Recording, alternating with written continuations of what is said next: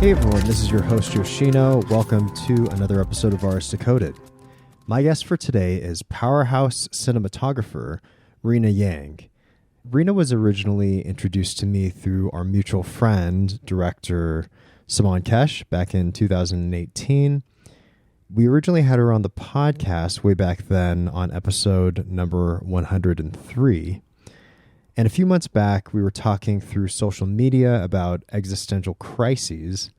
And I always like to have reality-bending conversations, so what can I say? I had to have her back on the show. But let me read you a bit about her just so you can get to know her before the interview. Rina Yang is a director of photography based in London. She grew up in a small city in Japan where she studied still life and portrait painting. She has been selected for the BAFTA Breakthrough 2020, and she is also the first female director of photography ever to win a cinematography award at the British Arrows, as well as being nominated for a Best Cinematographer in Fiction at the BAFTA Cymru Awards back in 2019. Her recent narrative projects include NANNY, which won a grand jury prize at Sundance. She also DP'd an episode of Euphoria on HBO, and her upcoming feature with MGM Studios is entitled Flint Strong, which we talk a little bit about on this episode. So I hope you all enjoy this. We cover a lot of ground here. But before we begin, please go to our iTunes page, leave us a review. And also Spotify create a rating system. So if you can go there, please give us a 5-star review, and that is greatly appreciated. All right, so here it is, my conversation with Rina Yang. Hope you enjoy it.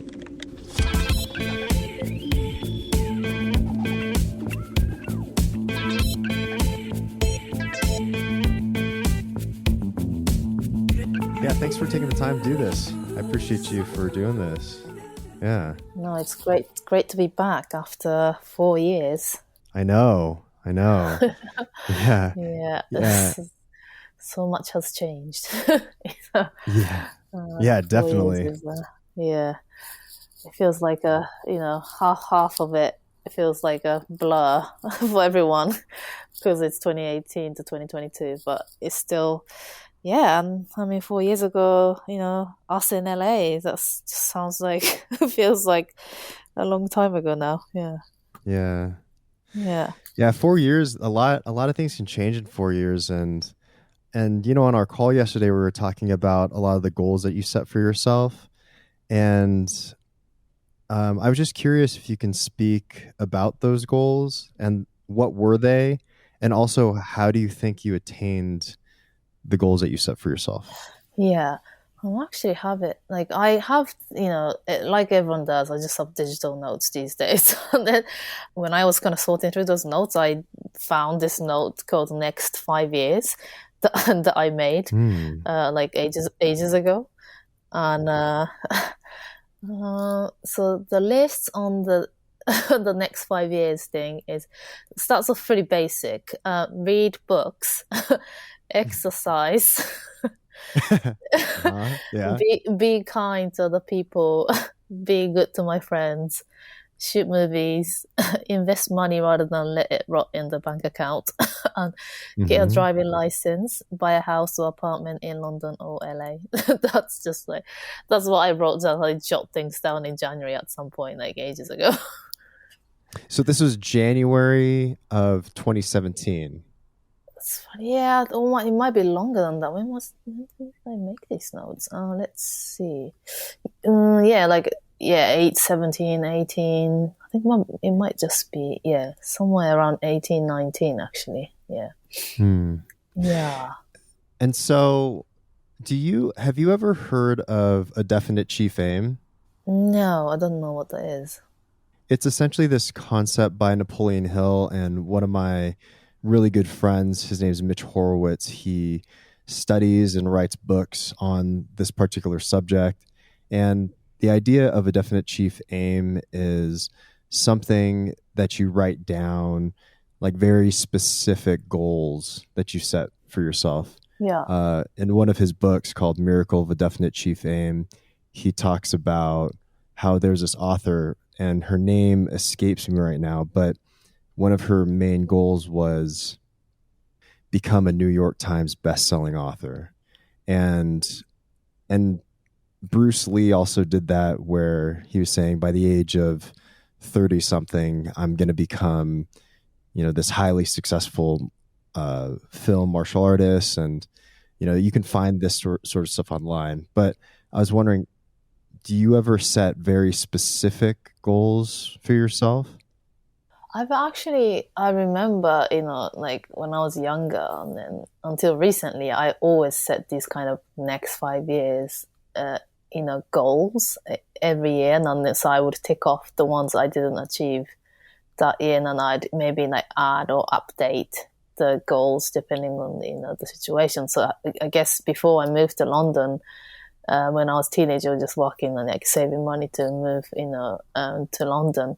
I think my aims probably would have been like, move to London by the time I'm 21 or something. Because I decided that I wanted to move to London when I was 16. So I had that kind of specific goals, I guess, save money, go, to London, study English. And then as I started DPing, I had kind of, more specific goals, like I want to shoot for this kind of production company, like established ones. I want to work with these people, and I had those listed. And it's kind of interesting to kind of reflect on those at the end of the year. And because I don't obsess over those goals, I actually almost forget what the goals were.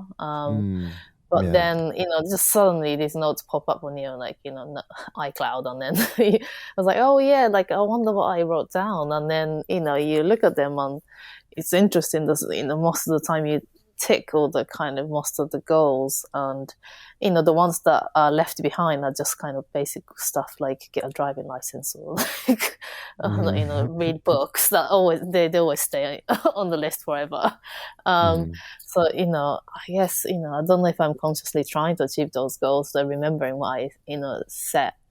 Well, that makes sense, because I mean, a lot of the things that you've been achieving are through practice, right? Because you're getting hired for a job, and then you learn at that job, and then you go to the next one, and you're constantly getting hired for the next thing. So I kind of equate it to like training, like if it could be training in the cinematography sense, and you're working on your craft, or, training in the physical sense too, with like working out. It's like you show up, you do your thing, and then you let that thing, if you're conscious of it, build momentum for the next project or the next workout, right? And that's in that sort of metaphorical sense. Yeah. The wacko metaphor I can resonate with. Yeah. In what Yeah. in what regard? Because people ask me, like, how do you, keep shooting all the time? Because to people, I used to shoot like literally all the time, and I guess I still shoot quite a lot often than maybe what people do. And then people be like, how do you? I was like, well, you do like hard workouts, like hard shoots, and then but you do active recovery, which is you do like shoots that's not so hard. So you're still working, you're still working out, but not as hard or like physically or mentally exhausting. So kind of you balance out the exhaustion level. So you can still perform. You can still do like, you can do like a hit for like an hour kind of job. And then you do like a yoga job. And then maybe like a recovery, and then you go for the strengthening, and then back to the hard shoots. Kind of, it's just impossible to do physically and mentally exhausting jobs back to back, I think, because you just can't perform as well. So you feel bad if you can't perform well for the whoever the project you're shooting for. Yeah. Well, that makes sense. And then so kind of in a very general sense, it's like the feature film is like your marathon, right? Yeah, definitely. And then maybe a music video is like your 1 hour hit workout where everything's super intense and things don't really go as planned. And then the commercial is more of like your yoga, right? It's like your long yoga, because generally on commercials, they're well funded, they're well organized, I mean, just speaking as a in general statement, am I Yeah, correct? yeah, in general, yeah, but the world of commercials have changed so much that the line between music video hard and commercial hard is starting to blur. But I think the only Mm, difference is that you do get paid properly on commercials. But totally. Yeah. the hours on commercials are crazy these days. That Yeah. it just feels like you shoot like a crazy hours, like nearly 20 hours or something a day, and you're just exhausted and you have to take a break for like a week or two. Oh yeah. So it depends, but in general, yeah, that's true. How you described, yeah, them is yeah exactly like Yeah. that. Mm. So so I want to ask like some Yeah. things that got you started, but I was curious, like in between shoots, what do you do for rest? Well, so I think what I do for rest has changed over the years. Well, recently I'll just try to stay in London and not do very much. So, I try and kind of sort out the admin and house stuff. And, you know, I, I do exercise, work out like 5 days a week, just whether it's like hardcore stuff or just do yoga or something. I find it really difficult not to do anything physically all day. Yeah. I don't know if I'm restless, but it's just how I'm made. I just need to do something, whether just go for like a 20-minute, half an hour walk or something. My body hurts if I just lie down all day. It's like Yeah, I it's really understand hard that. for me to be sick because so that's something. I guess I exercise and I try to do some of them. I go to cinemas. I don't really go to parties or meet too many people because being away and working is just so like draining that if I know that I only have a week to recover, I actually just use that time to kind of to do my own thing, Hmm. or maybe just meet the close friends.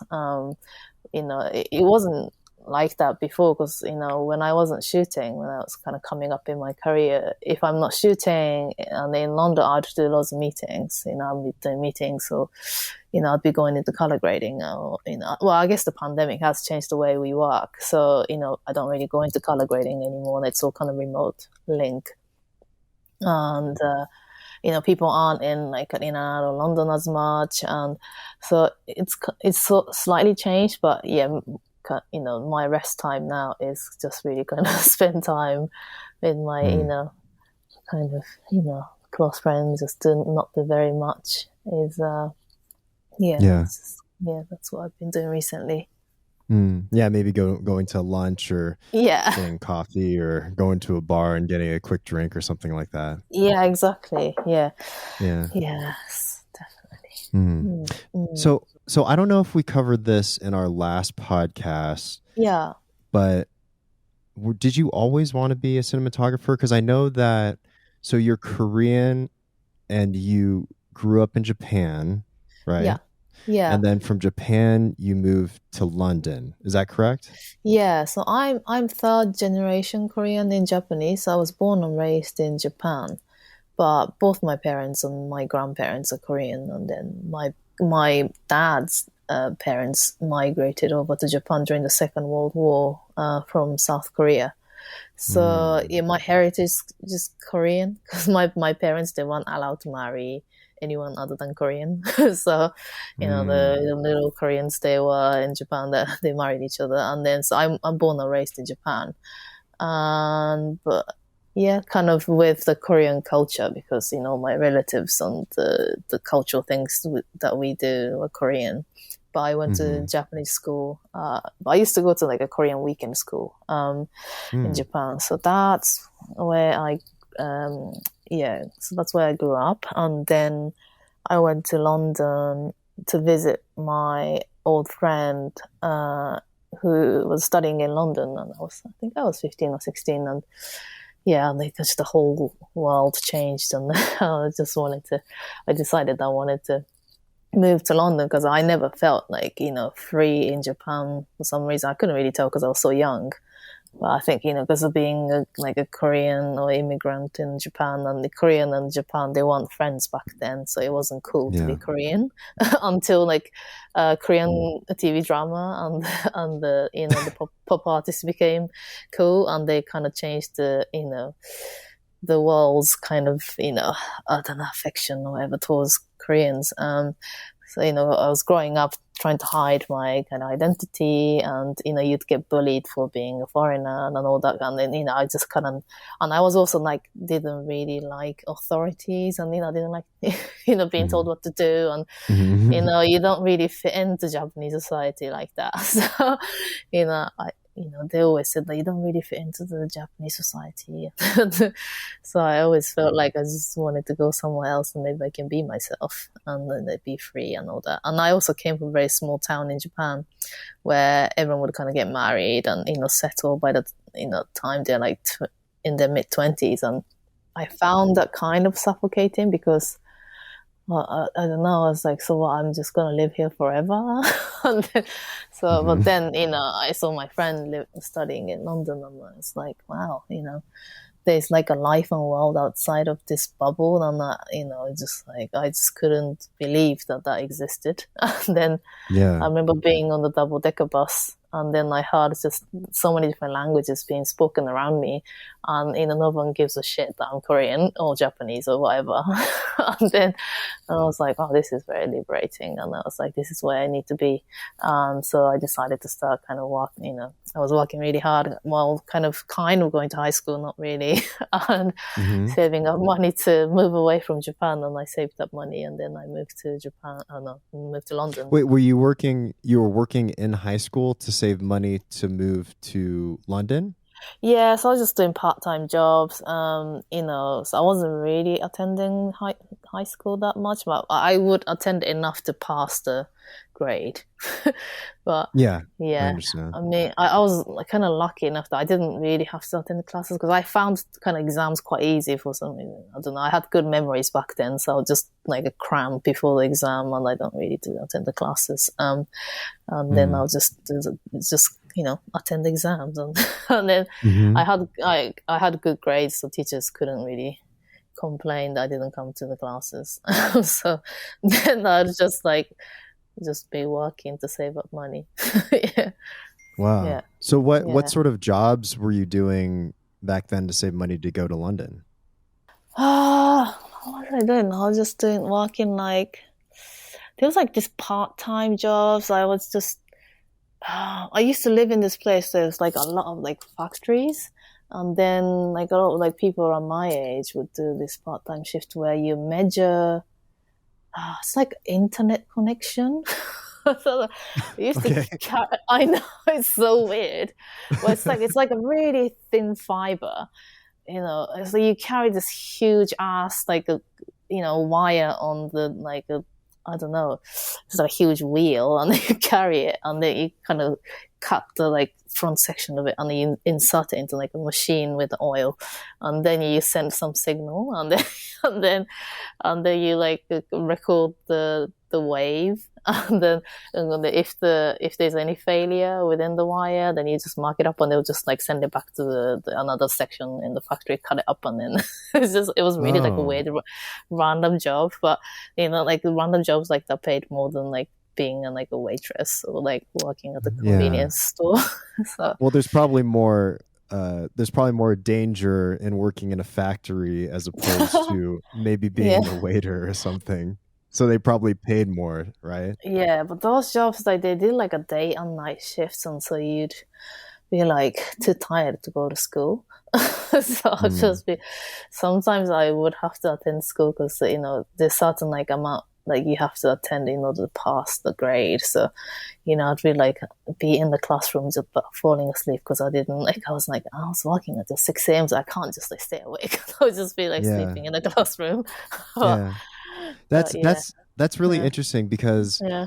I am, going back to the whole training thing, you know, I think that there are, those sort of like decisions that you make when you're really young, they have to sort of like neuroplasticized within your brain to be able to create some sort of working model or some sort of like rubric for you to follow going into cinematography, working hard really young and having a goal in mind, so for all like the young listeners out there, really think, am I sitting on my ass and just playing video games all day, or like I should I be working like towards something? I mean, this is like, yeah. hindsight is 2020, right, for everyone, um but anyways, I'm just curious, like, with that being said, do you think that working hard really young helped you with your cinematography career?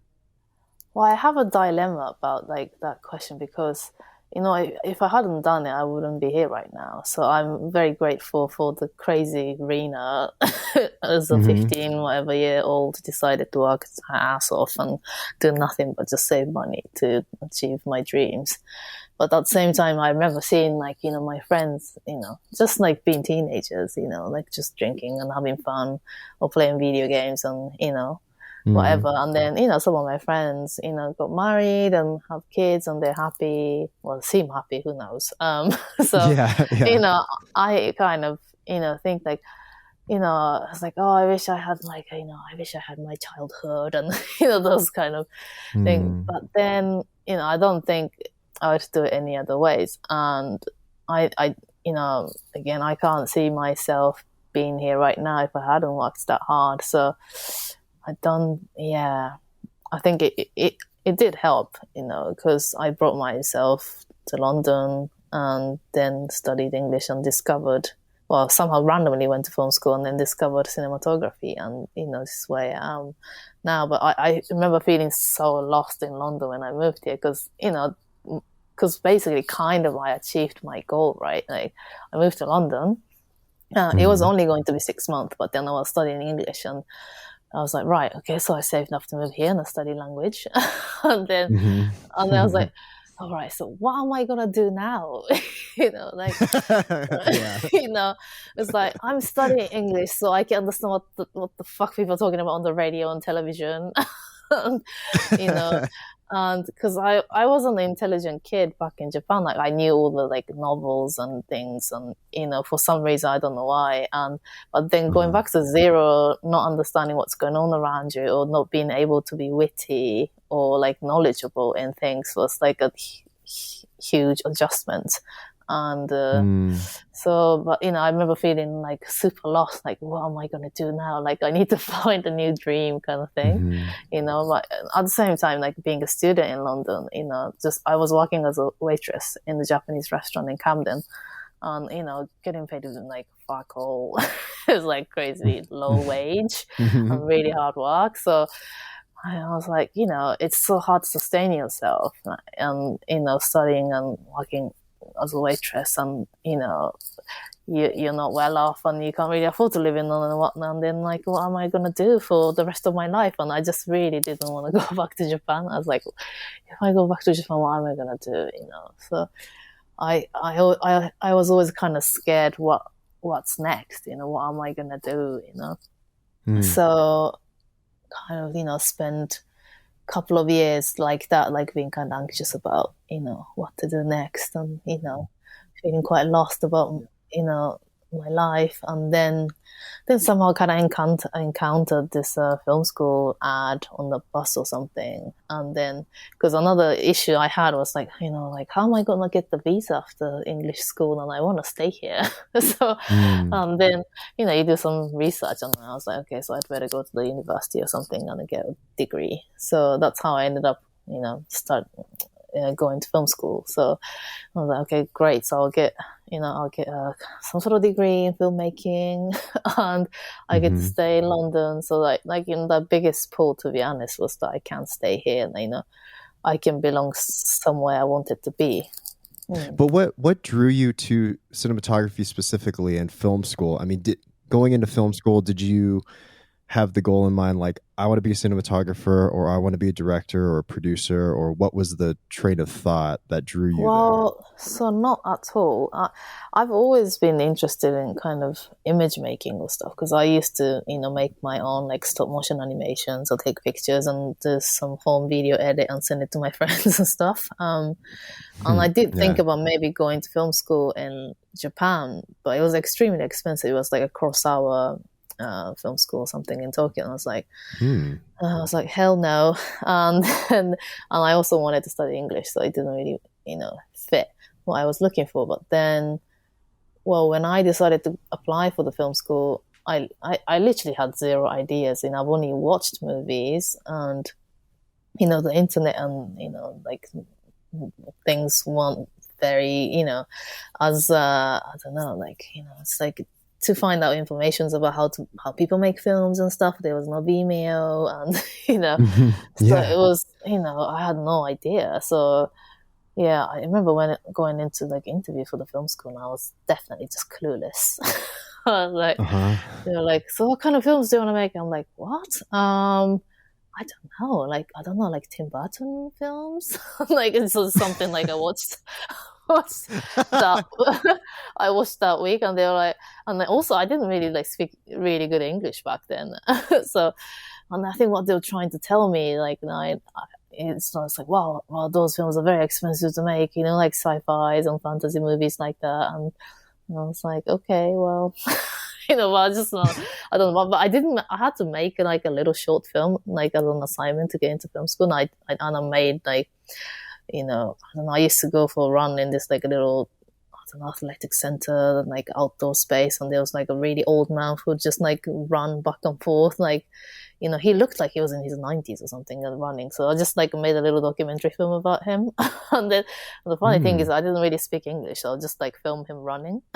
Because Did you get his permission? yeah, I asked him like, Okay. yeah, I was like, I'm making a film to go to film school or something. Like I said something really basic, like probably broken English, like Uh-huh. like Uh-huh. can I film you? And I was like, I will send you the copy of the film to your house. Hmm. I mean, he wouldn't tell me his address actually. I mean, clever of him. Like I'm not gonna give my address to a strange woman. So, so so I would just film him on like a DV cam or something, like a tiny little digital camera that I brought over from Japan. And then I Uh-huh. filmed him like running, like over a few, like on the weekends, and I cut them together, some him like kind of sound bites from him. And then I sent it in to film school. And then I did this run interview, which I think was horrible with the tutors. But anyway, I somehow got in, which was great. And Yeah.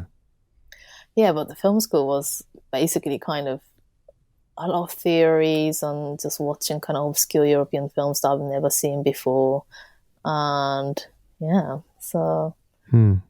yeah. Your short film that you filmed to get into film school reminds me of that Murakami book, What I Think About When I Think About Running. Oh Oh, yes, I've read that. Yeah, yeah, yeah, yeah. Wait, yeah. is it What I Talk About When I Talk About Running? I think it's that. Something Let's like look this up that. so I don't fuck that up. Let's see. Yeah, it's a bit mouthful, but yeah, yeah. So that was Okay, the it's beginning yeah, of my yeah. What cinematography I career. Yeah. yeah, it's what I talk about when I talk about running. That's what it Okay. is. Yeah, just to Yeah. clarify. Um, Yeah. So that yeah. was that. But then like we had like 2 weeks of cinematography, 2 or 3 weeks of cinematography where the industry professionals came in to show us like a big canvas and like show us how to light, like 3-point lighting and things like that. And I was like, what? This is part of filmmaking? I Mm, was uh-huh. like, oh my gosh, I love gadgets. And then, I love like cameras and like weird little gadgets that can do like, special things. So it was just like my whole world like was upside down. I was like, this is it. I was like, I love this thing. I was like, oh, this is so cool. But then, to be honest, up until that point, until I, discovered this cinematography course, whatever, only 2 or 3 weeks, I thought I wanted to become an editor because I always edited my own thing on the computer. So that's all I knew about filmmaking. Just like shoot your own thing and edit. So so I would like edit stuff for the people, but then I don't know, because it's not the footage you shot or something, and you don't really understand like the coverage and stuff. And I was like, why did they shoot it like this? And I would have shot it like this. And so I think Mm-hmm. I wasn't really, I don't know, excited by the footage I would get. And, when I kind of discovered cinematography, I was like, oh, wow, this is so cool. And it's just kind of, I also didn't like that it's not very physical, editing work. So I think everything clicked into place. I love gadgets. I like I like drawings and taking pictures and, and also kind of understanding the edit and things like that. So I was like, okay, this is great. So that's how it started. So I think, although film school was a bit like, oh, I don't know what it was for, but then, I did discover cinematography. So I think, Yeah. I think it was a good opportunity, way to discover cinematography. And then I started working as a runner on short films and pretty random projects. And then I was a camera trainee, and then was a loader. And then I graduated film school, and I was working as a loader for like a few years before I just started shooting music videos. So you were working as a loader, but then when would you say that you started your cinematography career? Yeah, it's actually, well, because I had to shoot some graduation films when I was finishing film school. So I shot 2 or 3 films, and I literally had no clue then. Mm-hmm. Just looking back, I'll just just put the light there just randomly, and I don't know what that's gonna do, but I think that's where it should go. Yeah, nice. And then, Very instinctual. I know. I remember actually like one of the films got into like a British Society of a Cinematographer, like a short film night or something. And then I was kind of embarrassed that people were going to watch what I shot on the big screen with back then people would kind of come and attend these in-person screenings. And then I was sat next to some old man during the screening, and then these people came up to me and said well done, it looks great. And I was like, what? It looks good? I was like, oh, that's nice. And then turns out they were some legendary cinematographers, and I was like, what, that old guy has shot that movie? Because my nerdy film friend would film it, do you know who that was, kind of thing. I was like, what? And I was like, oh, that's cool. And then I think that was a bit of one, and it's encouraging that maybe it looked okay and it made sense. So that was the beginning. So although I was just after film school, because I wanted to be on the professional set, because these films are student set, the short films I shot. So I was working as a loader on professional sets, but I would still shoot my friends' stuff for free, like short films and stuff. So yeah. I was kind of practicing my little kind of skills on the side, but I didn't transition fully until 2 or 3 years into my loading, short-lived loading career. Yeah. I'm sorry. Oh no, I was going to make a remark that so essentially loading was your day job, but your dream that you were trying to pursue is cinematography. I would say so, because I was to be honest, I wasn't sure maybe the first year and a half, because I really loved being on set, because I thought that was kind of fun. Well, it's hard, but because I was learning so much and I was so new to the industry, that, learning what people do on set, on the professional set, was fascinating to me. So, I wasn't kind of gunning to be a DP, but a year and a half in, and I realized the camera assisting is not for me, because because I'm quite OCD, and then if you're OCD, OCD people can be a really good loader because they're neat, but to me it's just really stressful, because I need certain things in certain places and everything to be clean and stuff, and it's not possible. And I didn't really enjoy the thinking about charging the batteries and things like that. I just found I can be technical, but I'm not technical enough to find it that is the most fascinating thing. So I just didn't feel like I would be a good assistant. I can get the job done, but not amazing at it. Right? Yeah. So from your point of view, in terms of like, you brought up being technical, and like being technical as opposed to being intuitive, where would you say that you are with that? And yeah, let's just go with that. Where would you say you are with that? Yeah. Well, I think in the beginning, my technical knowledge, I guess, was quite basic, because the kind of size of projects you work on and stuff. Because each project you do learn something. So, I think I'd say I am quite technical. I don't know. It's just technical knowledge comes from experience. So I think when I was starting out, I haven't shot that much stuff. My technical knowledge only came from like being a loader or working on like low budget short films or small music videos. So, it wasn't, it was technical enough to execute like smaller projects, but I do feel like I'm more technical. I have, more technical knowledge from, being able to execute on a higher budget level and more like technically complicated stuff to, more like a basic stuff.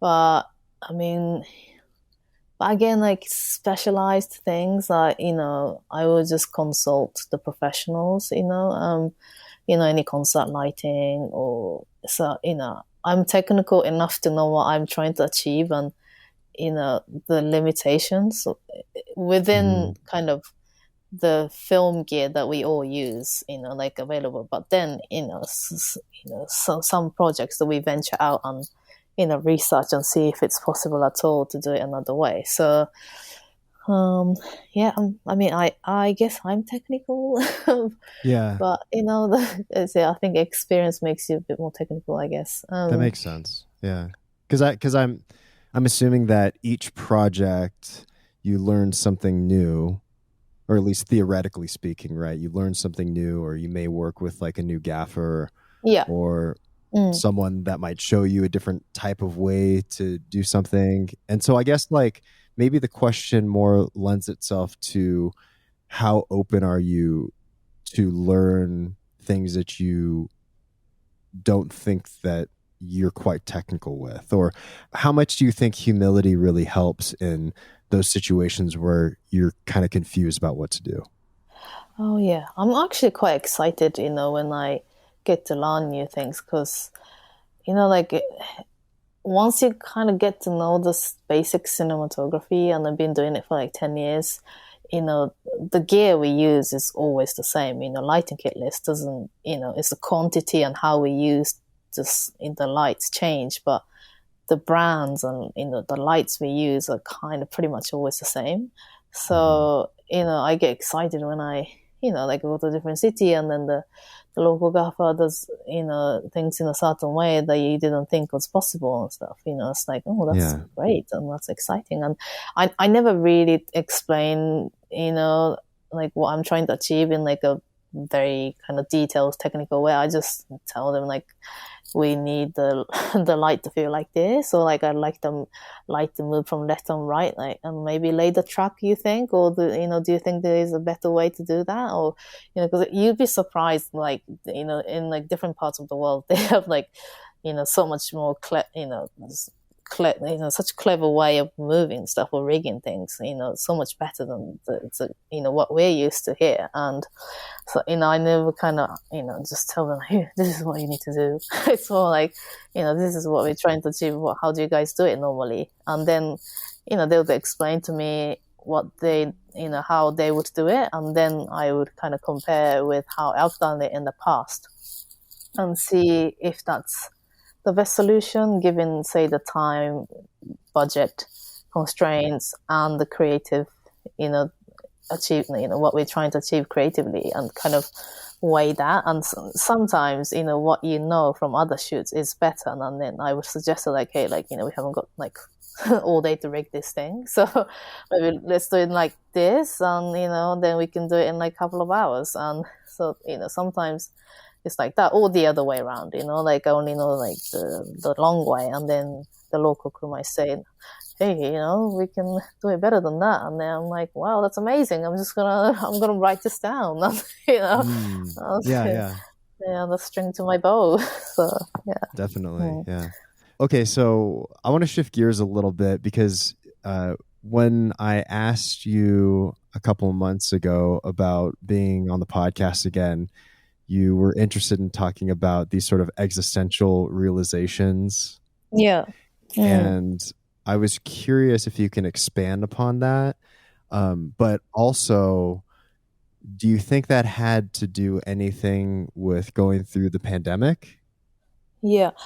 I think, yeah, definitely had something to do with the pandemic. I think it's just because everything stopped, and because when the pandemic happened, I guess just before that, I was working in like LA or somewhere abroad, and my plan was to shoot commercials and work really hard until the spring, and so I could afford to do like a feature or some narrative projects that I really want to do.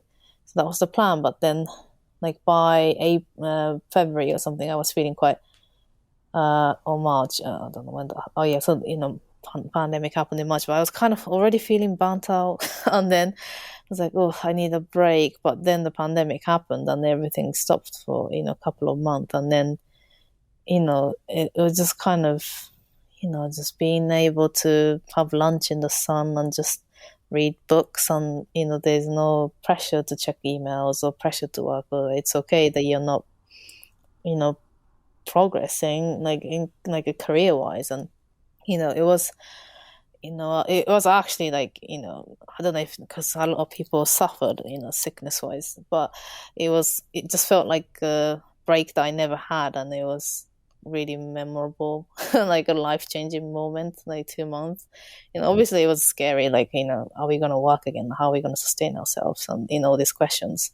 um but it did definitely change the values in life. How I want to spend my time. I got to see my friends more, and kind of not quality time with your friends, and I think Yeah. with your pets, and I think that definitely changed because now we go away for a couple of weeks, and you're like, oh, I wish I could be home and just kind of reading books and like playing games and not so much. So because we didn't know the taste of it before, now we all tasted what it's like to just chill. I think that definitely changed. Mm. What sort of things would you say that you value now? I think I value like building my own life outside of my career. Say like like all my friends are going through right now, like to renovating your own place that you might still live when you retire, or just meeting and just having dinner with your friends, and that you hope will be your friends for the rest of your life as long as we're in the same city. And this I kind of less about like, yeah, I mean that kind of it's just it's our age, isn't it? Just we enjoy basic stuff.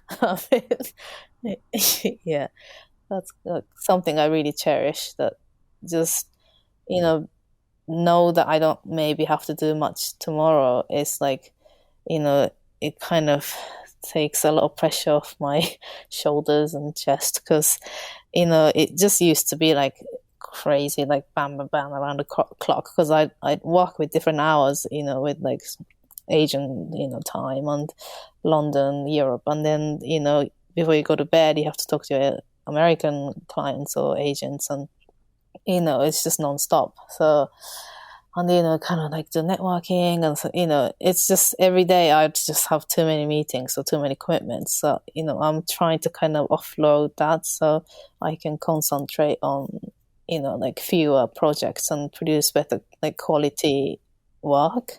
So that's kind of shifted and changed. Definitely. Yeah.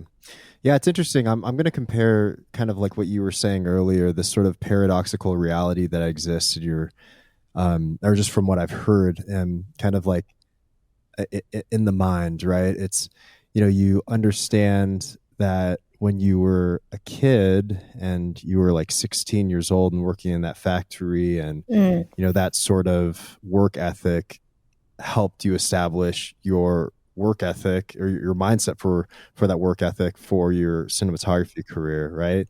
But you also, from what I am hearing, see the sort of parallel reality that could have existed where you just were a kid and, you lived your, you could have, lived out your teenage years and just, done whatever teenagers do, Mm. right?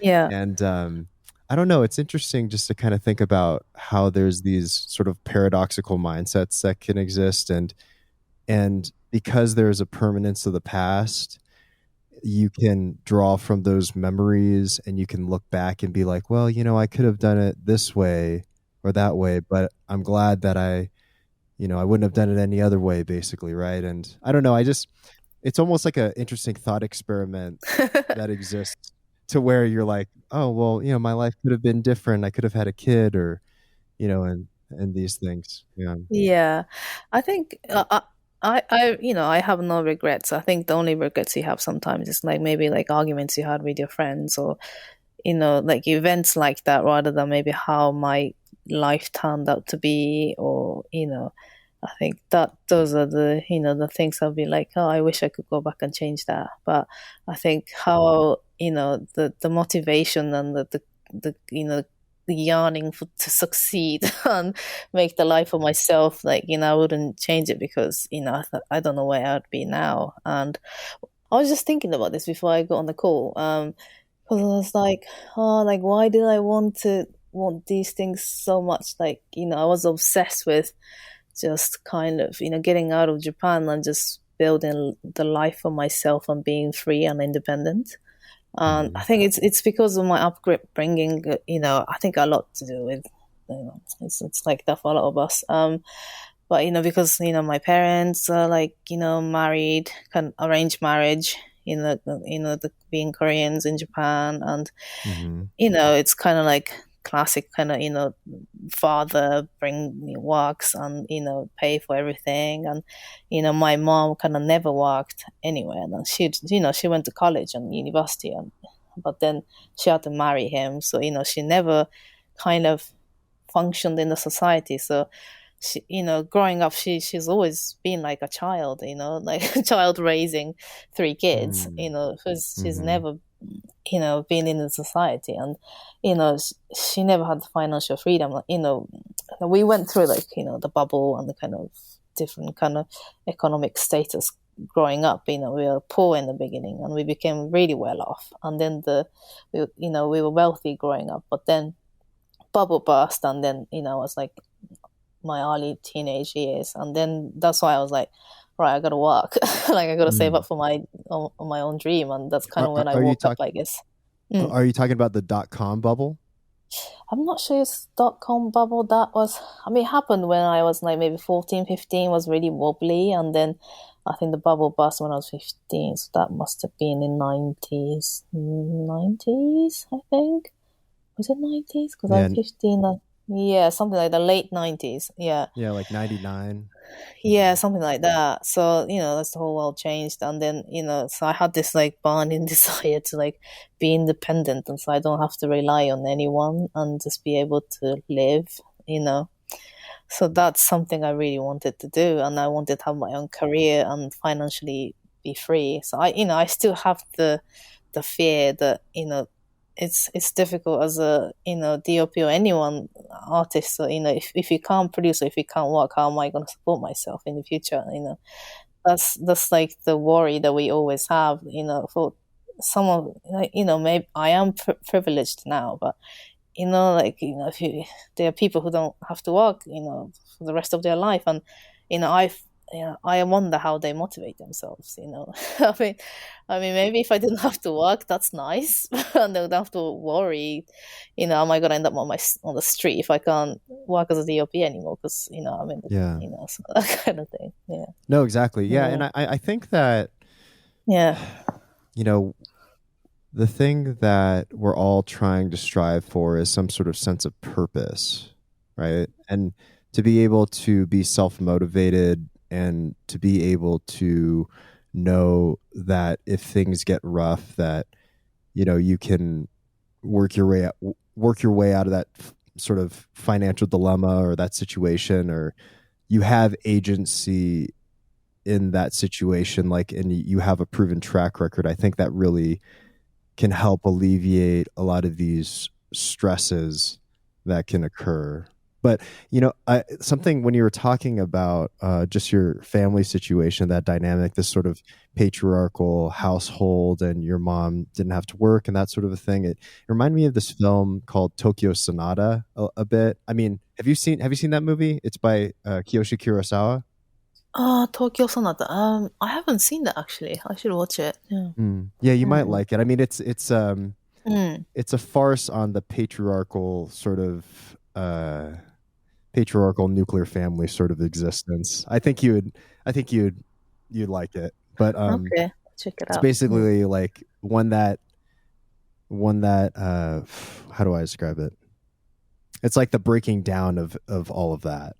Yeah, and the breaking down of the reality that's been constructed and the social contracts that are constructed within a household. Yeah, yeah. Yeah. Okay, interesting. But anyways, that just kind of reminded me of that. But what are some things that are some recent lessons that you've been ruminating on, or just some sort of like life things that you've been thinking about recently that seem really impactful? Uh, I mean, like I had this really weird moment when I was, I guess, oh yeah, it's after I finished this really hard shoot that was, I shot a film in New York called NANNY, and it was really such a really hard shoot. Yeah. Then I got a call to do Euphoria in LA, and then, I was like, oh, do I need to be in America for another 2 months? And then I was like, oh, I got that. But, because I spoke to someone myself even before the pandemic about season two, and that's something I'd been wanting to do when it happens. And timing is actually kind of everything when it comes to career. So, when it actually if you push it, it works. I'd always taken that kind of opportunity. So, so I, jumped ahead and took that. And then I was working again. Like, I think I was working like 5 days after I wrapped the feature. Well, actually, no, hang on. I traveled. Yeah, I wrapped the feature in New York, and I traveled to LA maybe a couple of days after. So I've basically started working on Euphoria immediately, and I, had a quick prep and started shooting. But then Mhm. I think the Olympics was on. What was it? Like I saw the synchronized swimming or something. Uh-huh.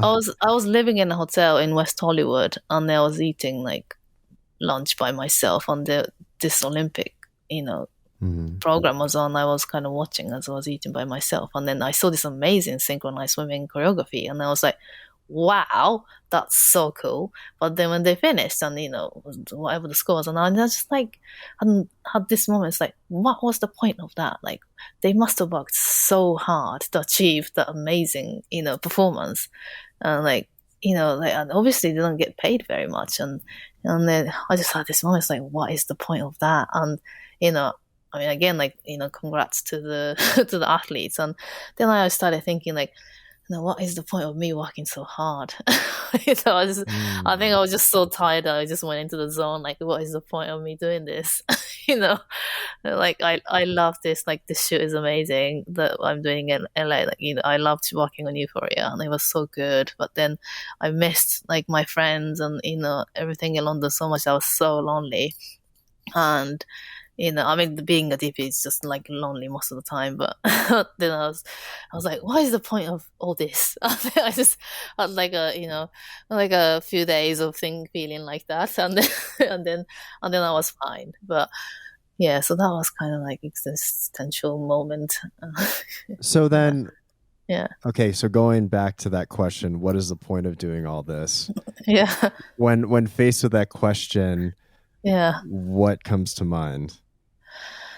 Well, I think I don't know, something to help me get out of bed every day, and Hmm. you know, yeah, well, I mean, I do enjoy what I do, and I earn a living doing that. So I think I'm very privileged to be in this position. So, and I don't Yeah. want it any other way. So I guess what's the point of all this? It's part of my life until I don't know, to continue functioning, as a human being, like because I think I'd be depressed if I not working, or I found it really boring. If I was a person who would be able to just live in the forest for like like 10 months a year, then I would just love to do that.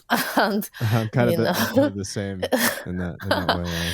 Yeah. but it's just I'd feel so depressed if there's no stimulation or ability to kind of collaborate with other artists and creatives that you know I don't know that inspire you to do something else or you discover something. And so yeah, I think when I ask myself what's the point of all this, I guess it's just because I have to do it just to keep to live and function, I guess.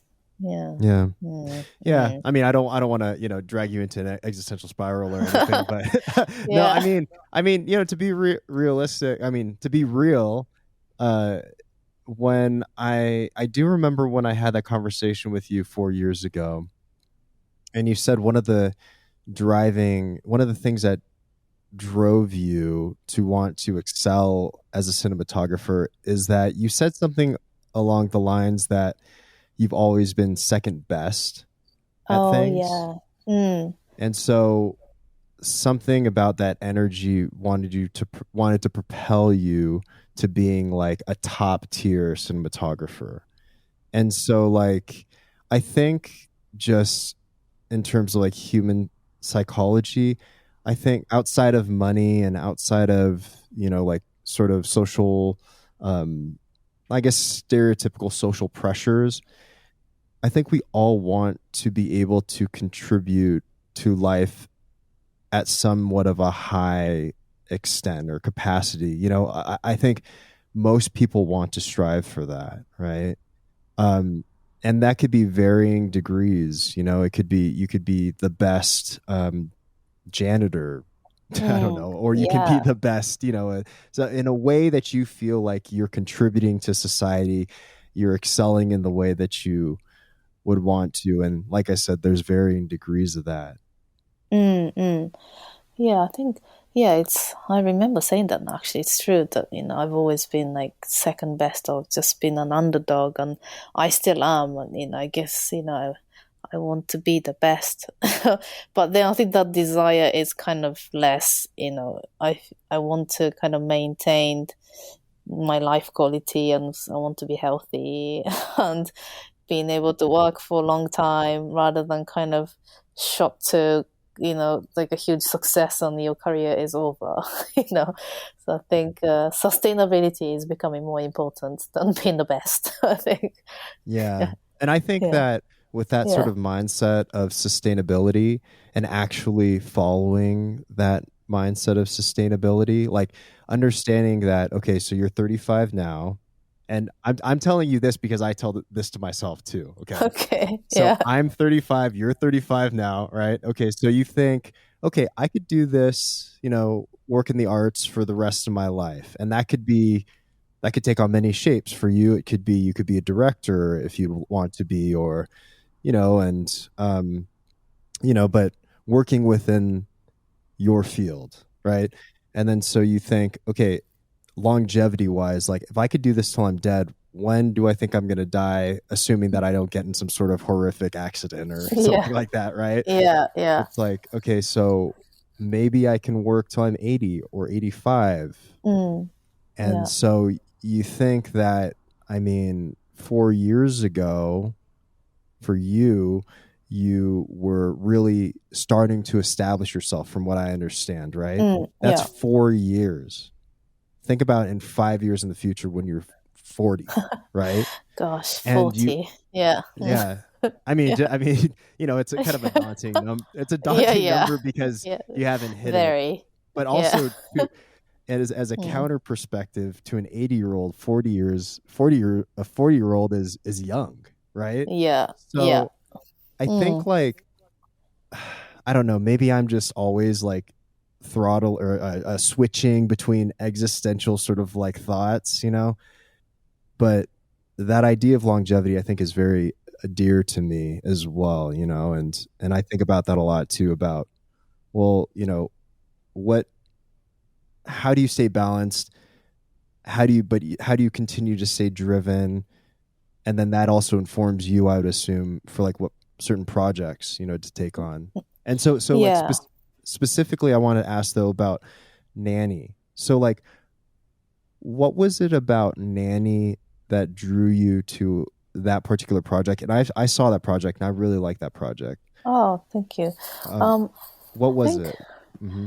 Well, I think by the time, Nanny landed in my inbox, I'd been, I think I did a few TV shows or TV stuff, and then, I decided the TV is not for me unless the director's the showrunner, where they can, have a say and really have a creative control over the show and the, how it's shot and, the storylines and stuff. But then, so I'd been reading a lot of scripts by then, and then also feeling like, oh, I'm ready to shoot another feature or another long form, because I'd been shooting commercials while I was reading scripts. So I think again, the timing is so important when it comes to decision makings and career opportunities, and it landed at the right time, I think, and also it drew me to the project because of the storyline and the immigrant story, and I understand what it's like to want something and trying to belong somewhere that people tell you that you don't belong, and trying so hard to build your own life, and that I could really resonate, and with added the kind of genre moments that could be interesting visually. And also Nikki Atu, the director, I really liked her short films that she made, and so I was like, and New York is New York's cool location, as a location, and I was like, okay, this sounds like a great movie to maybe do if they want me to shoot it. So you never know until you meet them. So yeah, and then we had a meeting, and we kind of clicked immediately, like and so yeah, that was it really. That's how it Mm, happened. But yeah. yeah. And then, so what draws you to this second feature film that you're going to be doing based on Clarissa Shields' life? It's called Flint Strong. Yeah, it's Flint Strong. It's breaking news. I haven't spoken to anyone about this yet publicly. So, I mean, by the time this podcast comes out, I think it's really pretty much public. So Okay, it's cool. Wait. When will it be public? oh, it's. I think it's already public, but they haven't like announced like hey, it's back on, because there were some articles about it when they started shooting the first time around before the pandemic. So, it's not a secret though. People Oh, know that we're okay. shooting, and Well, that the director's already talking about it. So yeah. So publicly, it's yeah. directed by Rachel Morrison and written by Barry Barry Jenkins. Jenkins, yeah. So what drew me to the project? So I knew about this project the first time round. They were going to shoot it because Rachel Morrison and I, we've known each other for some time. Because there aren't many film or DOPs and all that. And then I heard about Rachel directing, and then I think we had like a vague chat about it when she was, like in super early, in production, I didn't really know anything or much about it. I knew that it was about Clarissa Shield, and I watched the documentary T-Rex because I was curious, what film she was making, and I was like, wow, this documentary is so cool, and I loved her as a character, and I was like, oh, this sounds like a really interesting film to make. But then I don't know what happened. Maybe, I was shooting different things, and then, I didn't kind of keep a tab on it. But then, so they started shooting before the pandemic, but then it got shut down. Then, there was like a 2-year hiatus where they thought it wasn't going to happen again. But so it was a Universal Studio project before, then now it got picked up by MGM Studios. So yeah, it's back up, and then now I am on board as a DP, which is great. My friend Kate Arizomendi was on the first time around, but she couldn't come back because she's got another project on right now. And then, I mean, it's been great because I know Kate and Rachel, and so that's been like a nice process, And but what drew me to the project is because I think I remember one feeling that, oh, no, I'd love to shoot that. Like when I heard about the project first time around, like I was like, I love Rachel, and I love box, like boxing. I love filming sports because, like, I think my commercial career took off when I started shooting like sports commercial, like Nike campaigns, and that actually really pushed my career in like a commercial world. And I just, I find filming athletes really interesting, and maybe because like we share like similar kind of motivation of wanting to achieve something. I enjoy filming them. So when I heard it's about a boxer, coming from Flint, Michigan, and I watched T-Rex, and I was like, wow, I'd love to make a movie like that. And so when Rachel, asked me, like, if I wanted to shoot it, I was like, of course. Like, so I think like, yeah, boxer, Clarissa Shields, and with you directing and Barry Jenkins writing, I think it felt like, yeah, definitely, kind of, yeah, it feels like an exciting opportunity to shoot that. Yeah. Yeah. Mm. Yeah. I mean, Clarissa Shield is she's one of the the greatest. I think she's known as like the greatest of all time for women's boxers. Yeah, I used to love watching videos of her on YouTube sparring with men. Yeah, I better watch them. I gotta do some research like that. You should. All right, Yeah. definitely watch those. And she's just like talking shit to them the whole time. Oh my gosh, that sounds amazing. Like beating them senseless. It's just like, oh my God. I'm like, because I box, and I'm like, I would never want to box with her. Gosh. Oh man, yeah. I just do casual boxing, like a boxing conditioning classes, and I actually think of, like maybe I'll learn about boxing or skills or two doing this movie. And then, of course. Then maybe I'll do some workouts with them, and, So yeah, we'll see. But yeah, of course, that'd be amazing. Yeah, amazing. Yeah. So that'll be fun. Yeah, I get. Okay, so maybe to wrap things up, but I want to ask what advice you would give to your younger self, and what advice do you have for other artists out there? Oh yeah, to my younger self, I definitely want to pat her back and say, hey, like, well done, thank you, thanks to you, I'm here right now.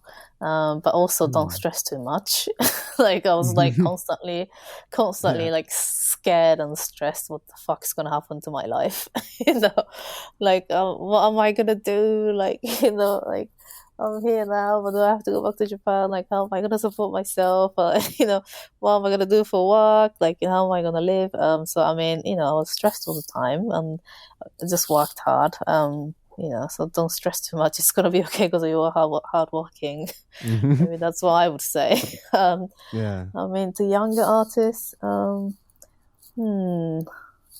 yeah, it's getting harder and harder just because of like TikTok, Instagram, and all this NFT and different means of like exposure. I just feel like exposure and PR has become such a huge part of like launching the artist, and it maybe it's always happened more now that if you get the campaign or wrong, that you launch the artist in like the wrong way and it doesn't take off as much as it should or something. But I mean, I think this is something my like really old agent told me, that it's if you're gonna make a name for yourself, you need to do it at the right time. If you hit it at the wrong time with your like a wrong portfolio, it's not gonna hit it. And so you really have to know when you're ready. He used to tell me you're not ready, so that's like you need to cultivate your own like skills and artistic sense and all that, because I was clueless. Like when I signed to my first agent, I had no idea, and I was like, oh, I have an agent? And I was like, okay, I don't know how to work with an agent, and I was just shooting music promos and stuff. So, so I was still kind of learning my craft and how to do this job properly, be a professional, as well as kind of trying to progress as an artist or creative. And then at some point, I was getting a lot of interest from like other agents and all that, and I wanted to, be on bigger stage. But Mm-hmm. my old agent would tell me, you gotta hit it at the right time. Just wait for it. Just like keep shooting a bit more, and we'll launch it like when it's the right time, that kind of thing. So I think Hmm. don't rush it because I mean, it really takes time. I remember, like, I think I was asking Gaffer Grip when I was a camera trainee, like, like how Wait, long asking who? Gaffer or Grip on Oh, oh, set, oh, oh. I because I thought was I thought that was a name. I thought that no, was an no, yeah, because you said it really no, fast. Sorry about that. Uh-huh. no, they were like really sweet Gaffer and Grip on set because I was a camera trainee on something like a TV show or something, and they could tell that I'm very new. And I think I was talking about, I don't know, maybe I talked about like, I think they asked me if I, wanted to do DP or something, quite unusual for them to ask back then. I was like, maybe, and then, they would tell me how they started on the, they're like, anything you want to do and you want to achieve, like give it 5 years if you really want to know if you're made for it or if you Hmm. really like what you're trying to do, because things take time and they're like, you kids, don't wait. you know they Hmm. just do it for like a year or two and decide it's not for them. But you know what, and then now I totally get it. Like first year or two of DPing, it's such a struggle. You just feel so lost in this open sea. Like who's gonna find me, and who am I gonna find, other Hmm. fish in the sea to hang out with. Hmm. You feel so lost. You're just swimming around, and you're so tired trying to, find this opportunity. Um, but then it takes 2 years to launch yourself, like minimum. And then like 4 years ago, I spoke to you, and I think I've been doing this for like 10, 11 years or something now. So I think, we spoke like halfway through my career. So it was really like, that's when my career started to rise. So it took 5 years. So I think, Yeah. I just can't remember who told me this, but some, you know, these like great photographers, like give it 5 years, and it's just still kind of echoing in my head, So I I yeah, think, yeah.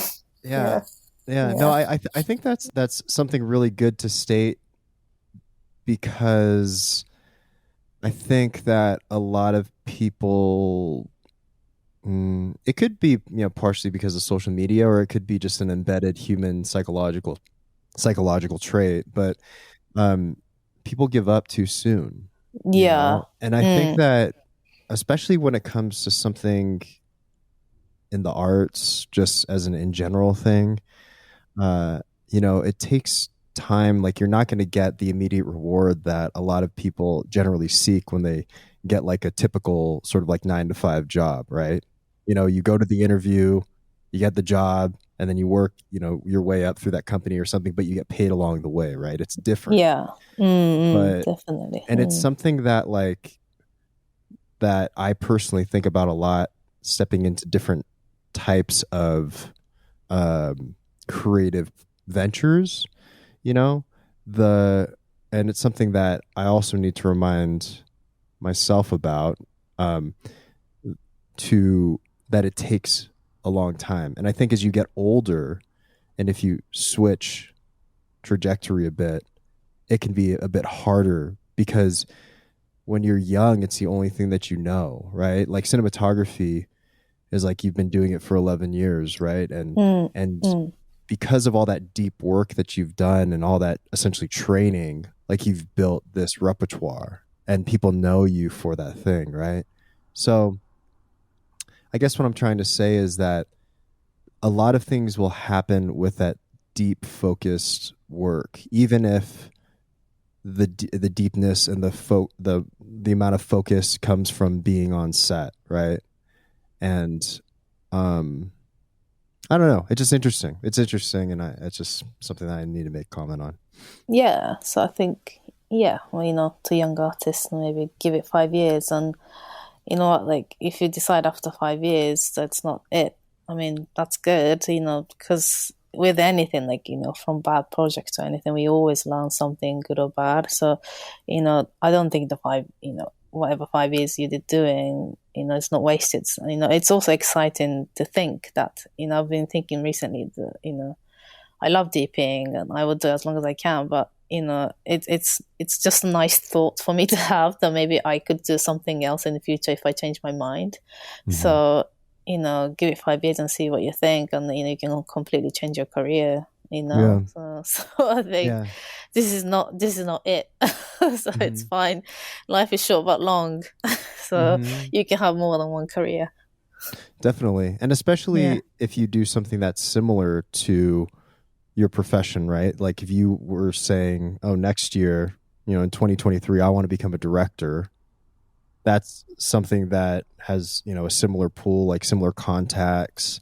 Yeah. And, Yeah. you can utilize a lot of the skill sets from cinematography, right? So I think that there's a way to kind of chain those things together where it's not so disparate. But also, if it seems disparate, like you work a 9 to 5 job and you want to go, become a cinematographer or something, there's a lot of barriers, but Yeah. it's not completely unattainable, No, it's right? not. So, Yeah, I think it's more yeah, attainable these days than before.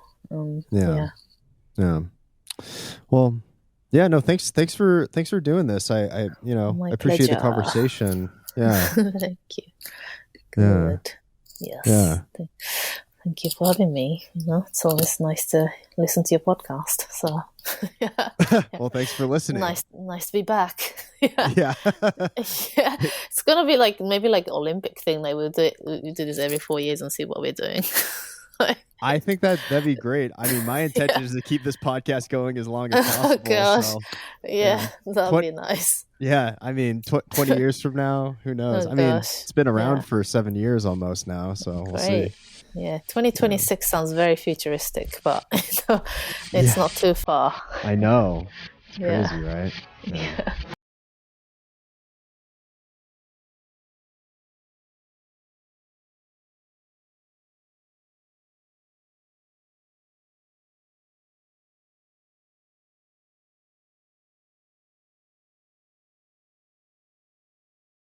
AKA Justin Dosher Hopkins. YouTube and creative support is by Tyler Scully. Thanks so much for tuning in. See you next time.